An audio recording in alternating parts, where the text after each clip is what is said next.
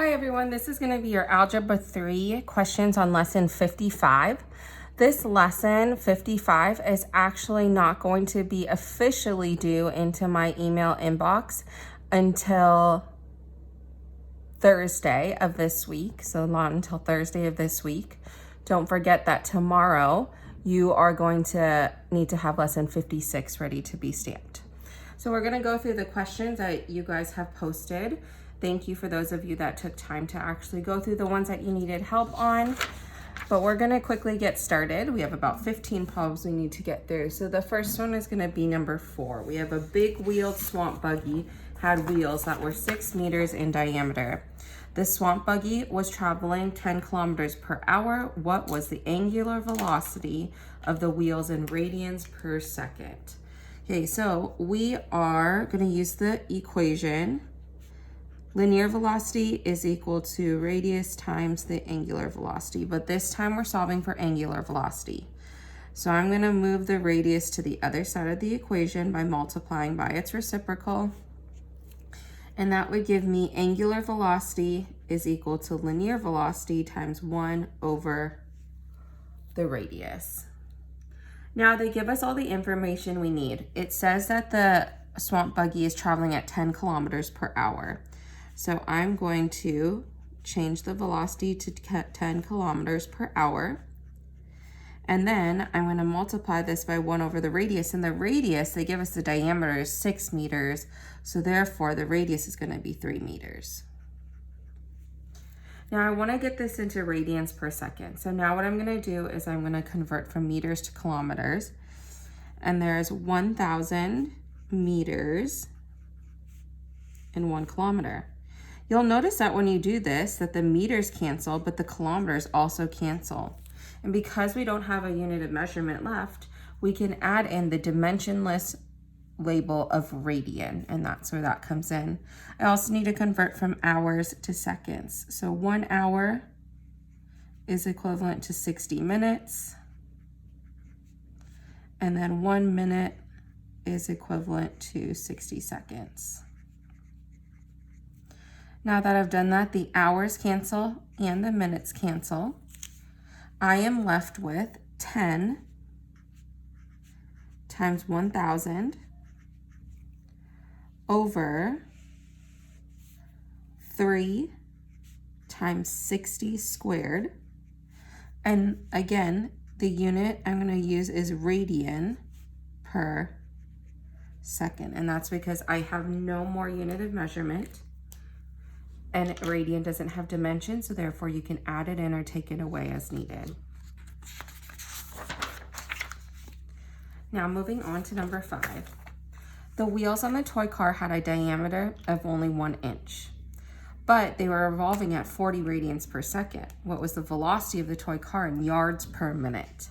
So this is number 5, and the equation is linear velocity is equal to radius times the angular velocity. So in this case, the radius is going to be, well, the diameter is 1 inch, so that means the radius is going to be 0.5 inches. I'll just put that over 1. And they give us that the angular velocity is revolving at 40 radians per second. And I want to get this to yards per minute. Now remember, radian has no dimension, so I can actually cross that out and I don't need to use it because I want to get this from inches to yards and from seconds to minutes. So first I'm going to get to feet. There are 12 inches in 1 foot. And then I am going to get to yards. There are 3 feet in 1 yard. And then now I'm in yards, but I need to get from seconds into minutes. So 60 seconds is equivalent to 1 minute. And now I'm in yards per minute. So my answer is going to be what's left. So 0.5 times 40 times 60 over 12 times 3. And that's yards per minute.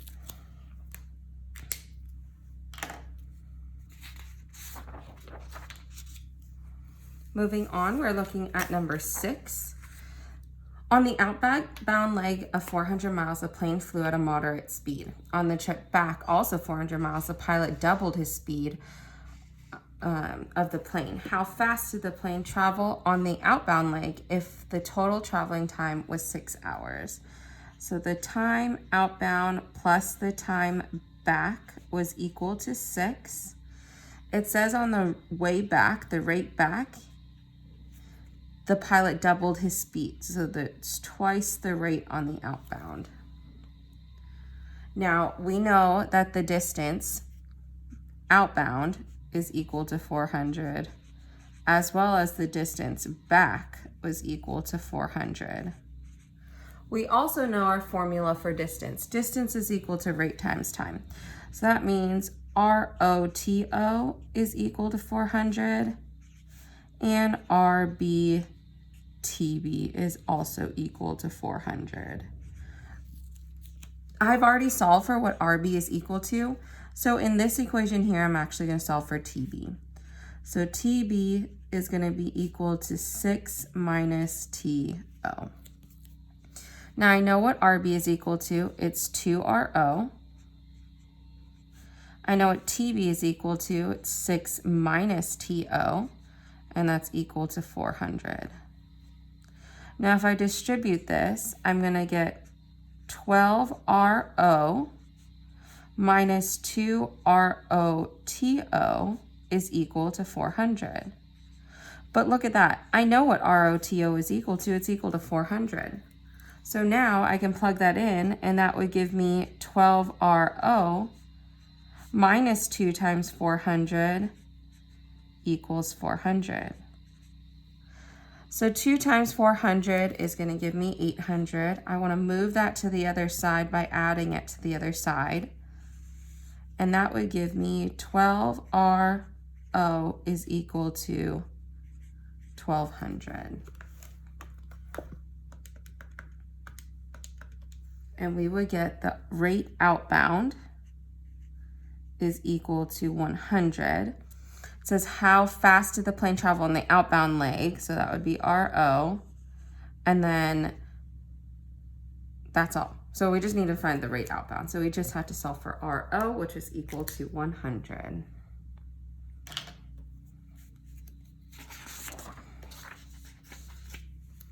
Moving on to number 7. There were 2 more reds than there were whites. Okay, there are 2 more reds than there were whites. And 1 more red than there were greens. How many of each kind were there if there were 15 reds, whites, and greens in all? So 2 more reds than there were whites. So reds equals 2 more than the whites. There are 1 more red than there were greens. So the red was the greens plus 1. And we know that there were a total of 15 reds, whites, and greens. So red plus white plus green is equal to 15. Now what I would do in this problem is I would solve the top equation for W and the middle equation for G, and then plug it into the bottom equation. So if I solve for W, W would be equal to R minus 2. If I solve for G, I would get R minus 1. Now I'm going to take both of those and plug it into this equation here. So I have R plus R minus 2 plus R minus 1 equals 15. So if I add all the R's together, that would give us 3R. I have negative 2 plus negative 1 would be negative 3. So when it goes to the other side, it becomes positive 3. Which means that the number of reds would be equal to 6. So there would be 6 reds. Then to solve for the number of whites, we would subtract 2 from that. So that would be 4 whites And to solve for the number of greens, I would subtract it by 1, which means that there were 5 greens.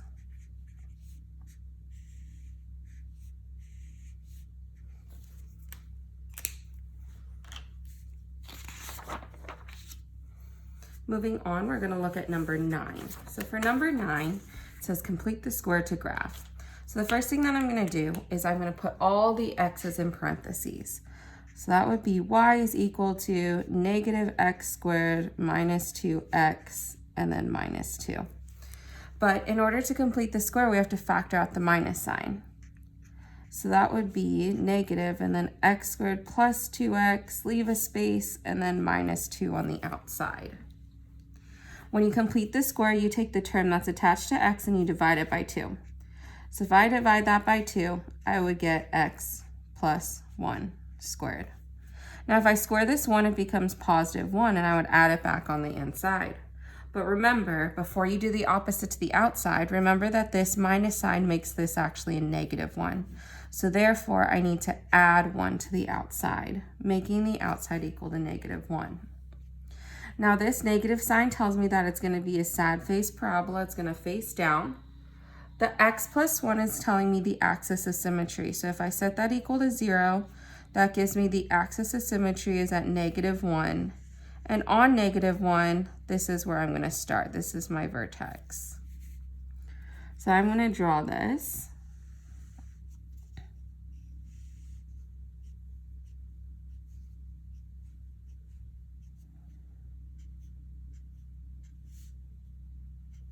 So negative 1, x is equal to negative 1 would be here. This is my axis of symmetry.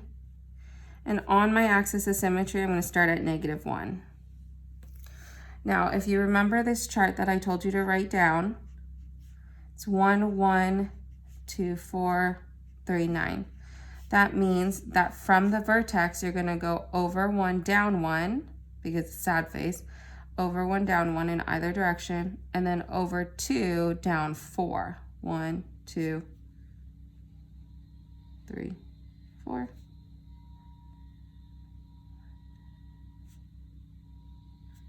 And that's on either side, so over 2, down 4. And this would be your parabola. So sad face, it's negative. The axis of symmetry is at negative 1, and the vertex is at negative 1. And from there, you use this chart right here to create your points.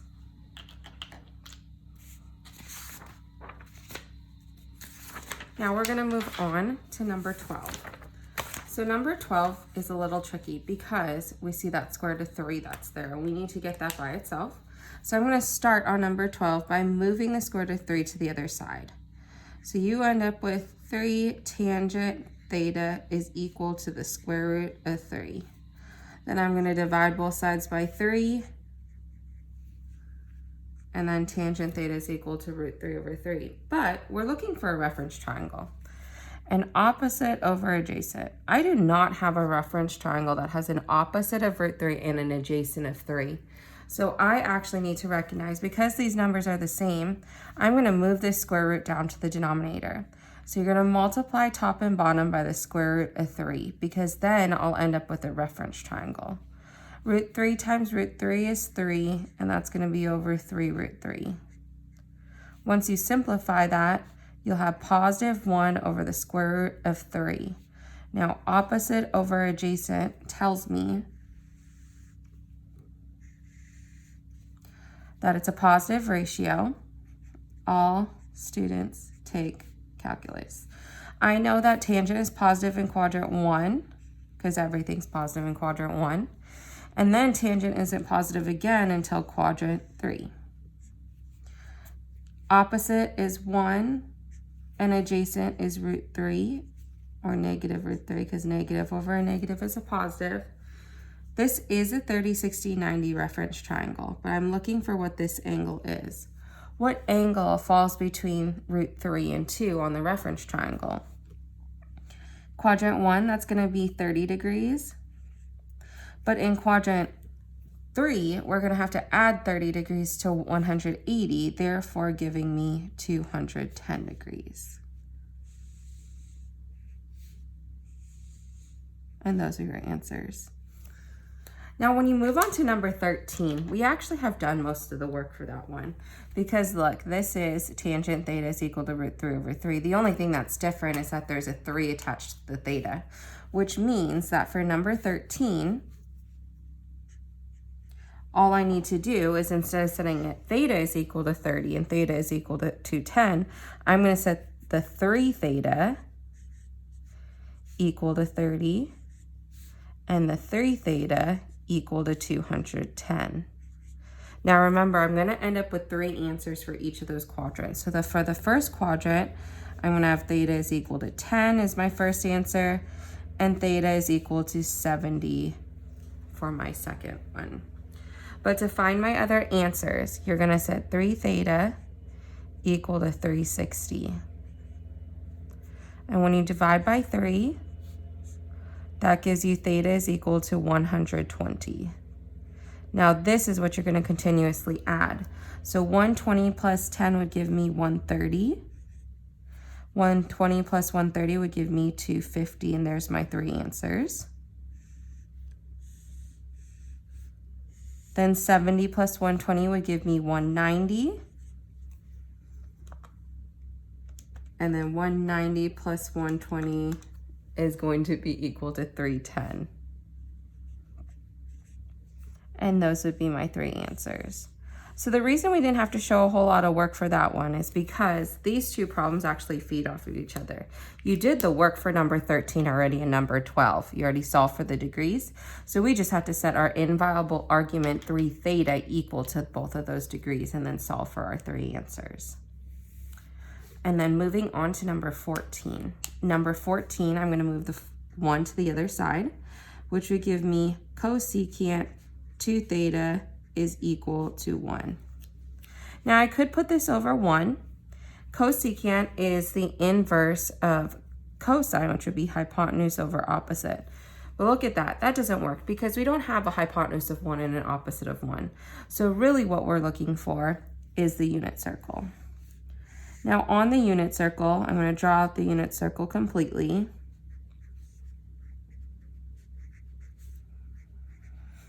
On the unit circle, cosecant is the inverse of what sine is equal to. So that would be 1 over y. I have 1 over 1. So I'm looking for where is my y coordinate equal to 1. So I'm going to underline all my y coordinates.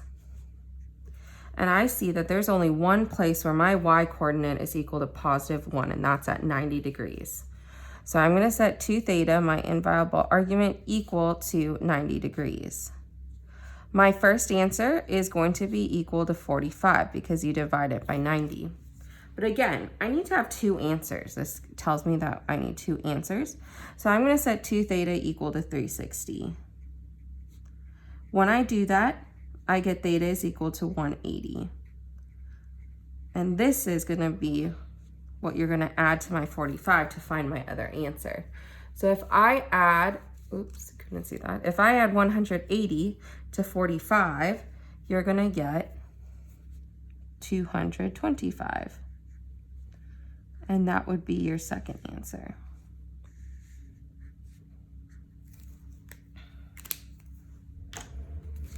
Okay, so that's number 12, 13, and 14. Now moving on to number 17. So number 17, we have secant squared of negative 3 pi over 4 minus cotangent of 7 pi over 6 plus 2 times tangent squared of negative 7 pi over 6. So what I'm going to do is I'm going to go through and I'm going to draw my snowflakes first.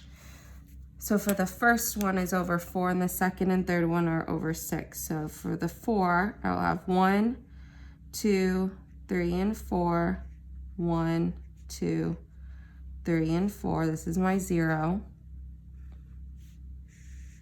Then for the second and third, I'm going to have 6.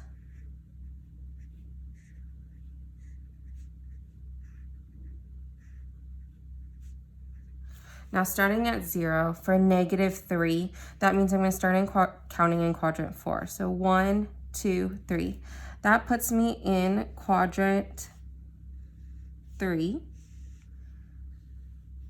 And when my denominator is 4, that's a 45-degree angle. You know that because if you divided 180 divided by 4, that would be 45. So my adjacent is going to be -1, my opposite is -1, and my hypotenuse is √2. Secant is the inverse of cosine, so it's going to be hypotenuse over adjacent. Now for 7 pi over 6, this is a positive 7 pi over 6, so you're going to start counting in quadrant 1. 1, 2, 3, 4, 5, 6, and 7 also puts you in quadrant 3. This one though is a 30-degree angle because if you divide 180 by 6, that's 30 degrees.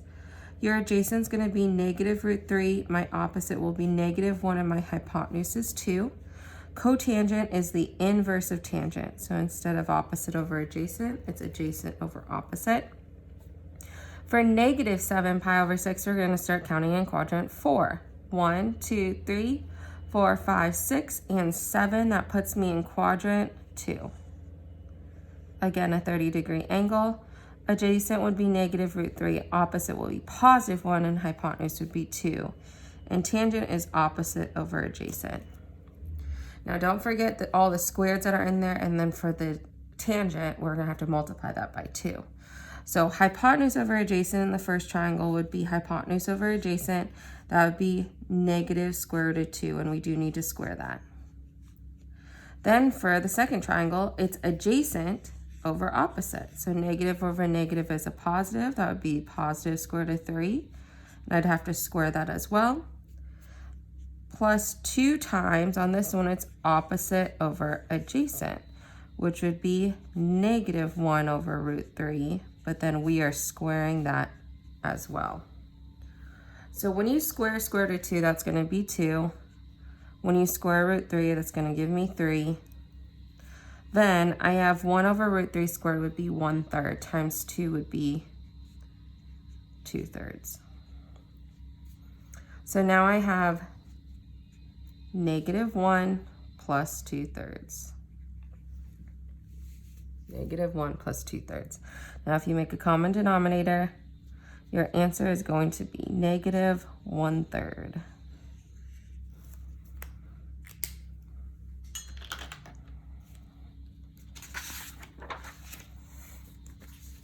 Now moving on to look at number 18. For number 18, I know my f function is secant and my g function is cosecant. So I'm going to start by just inputting these into this equation. So f again is secant, so this would be secant squared of 3 pi over 4 minus cosecant squared of -4 pi over 3.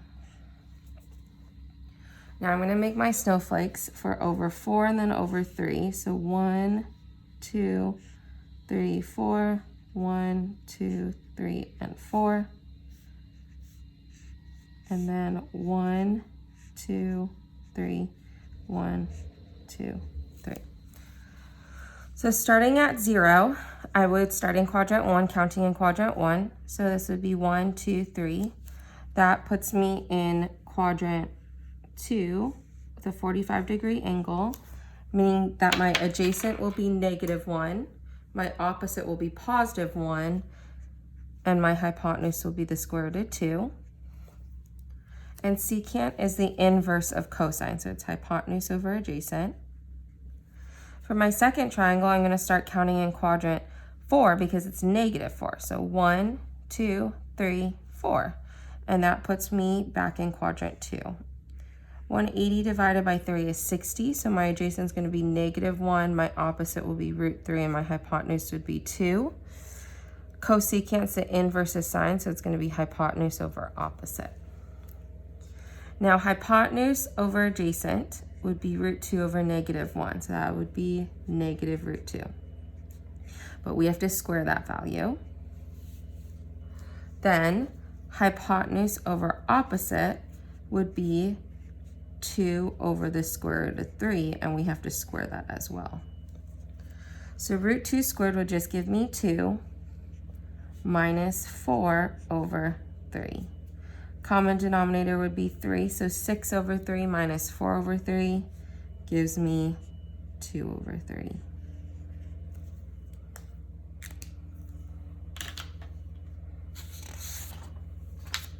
Now moving on, we're going to look at number 19. So number 19 is a long problem because it says use the midpoint method to write the equation of the perpendicular bisector of the line segment joining the endpoints -2, -3, and 4, 3. Write the equation in general form. This is the 4-step problem. So for number 19, the first step is going to be to use the midpoint formula. The midpoint formula is x1 plus x2 divided by 2 plus, and then y1 plus y2 divided by 2. So my two x coordinates would be -2 plus 4 divided by 2. My two y coordinates would be -3 plus 3 divided by 2. So I have 2 divided by 2, which is 1. 0 divided by 2 would be 0. So my midpoint is going to be 1, 0. Step 2 is to find the original slope. So that would be y1 minus y2. So y1 is -3 minus y2, which is 3, over x1, which is -2, minus x2, which is 4. You'll see that that's going to give me -6 over -6. So my slope is going to be equal to +1. But we're looking for the perpendicular. So step 3 would be to get the perpendicular slope. So if I took the negative reciprocal of 1, my slope would be -1. Now for step 4, we're going to plug my slope, so -1, into the equation of a line, y equals -1x plus b. To solve for plus b, I'm going to use the points from step 1. So that would be 0 equals -1 plus b. Therefore, b is equal to 1. My equation of my line is going to be y is equal to -x plus 1. But don't forget about step 5. Step 5 is to write the equation in general form, meaning that I have to set this equation equal to 0. So if I move the x over to the left-hand side, I get +x plus y. I also need to move the 1 over, would be -1, and that would all be equal to 0. So general form sets the equation equal to 0. Now we're going to look at number 21. So number 21, you need to look in your book. So what you need to recognize first on number 21 is this. What kind of slope is this? Well, if I look at that, my equation of my line, or my equation of my slope, is going to be that it's a negative cosine function. Because notice where the x and the y axis are crossing, it slopes down. So that means my equation of my line, or my slope, will be y equals a minus b cosine of theta. Y equals a minus b cosine of theta. Now I need to do is solve for a. So a is going to be where the x-axis is crossing the y-axis at what value, and that value is always this middle value right here. So in this case, my a is going to be equal to 8. B is the amplitude, so the distance between the top number and the middle number. This is the amplitude, the height right here. So to solve for B, you're going to do 17 minus 8, which gives you 9.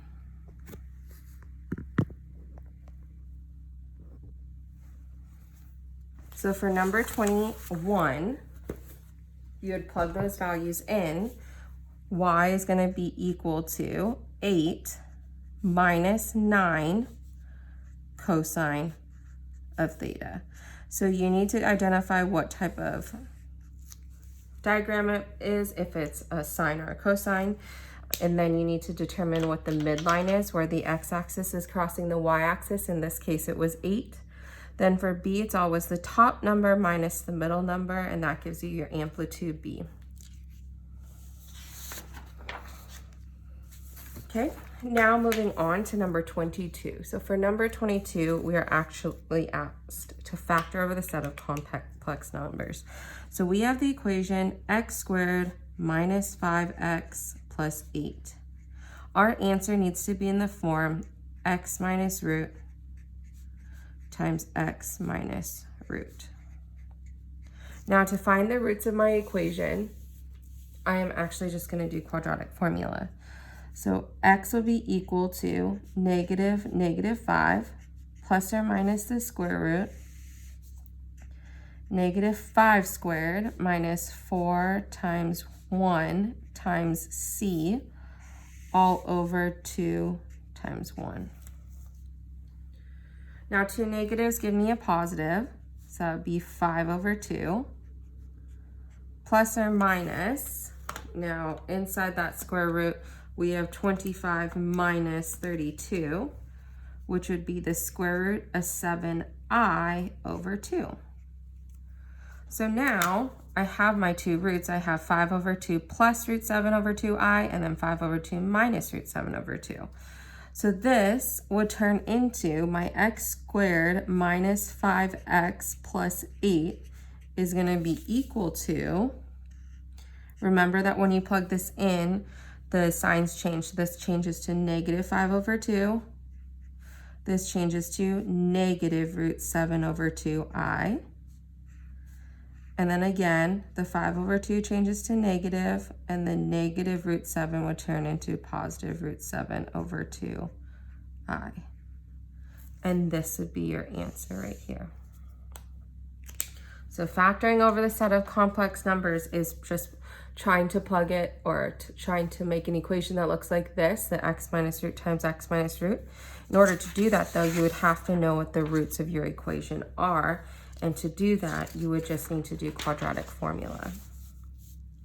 Now we're gonna look at number 26. So for number 26a, the first thing that you need to see is that there's a number outside my logarithm. That number is actually gonna become the exponent of this 2 that's right there. So I'd have 12x minus log 18 of 2 to the second power equals 1. Now, I see there's a minus sign in between, so that means I need to combine these logarithms by dividing. So you're going to do log 18 of 12 divided by 2 squared, which is 4. Now, to get rid of the logarithm, there's two ways you can do that. It's either by changing this from logarithmic form to exponential form, or by raising both sides to the power of 18. So this would be 18 to the log 18 and 18 to the 1.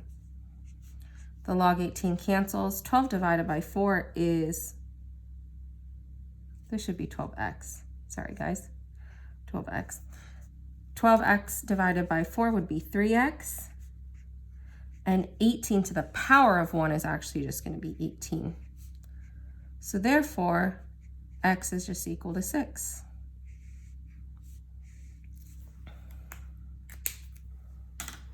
And then your last question was number 26b.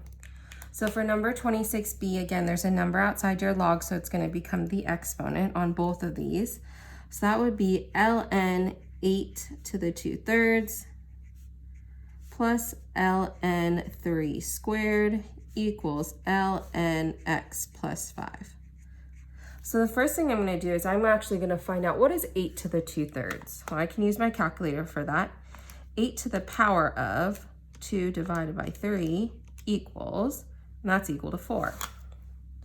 Now, if I see a plus sign in between my logarithms, I need to multiply these two variables to combine. So it would be ln equals 4 times, oops, not equals, ln 4 times 9 equals ln of x plus 5.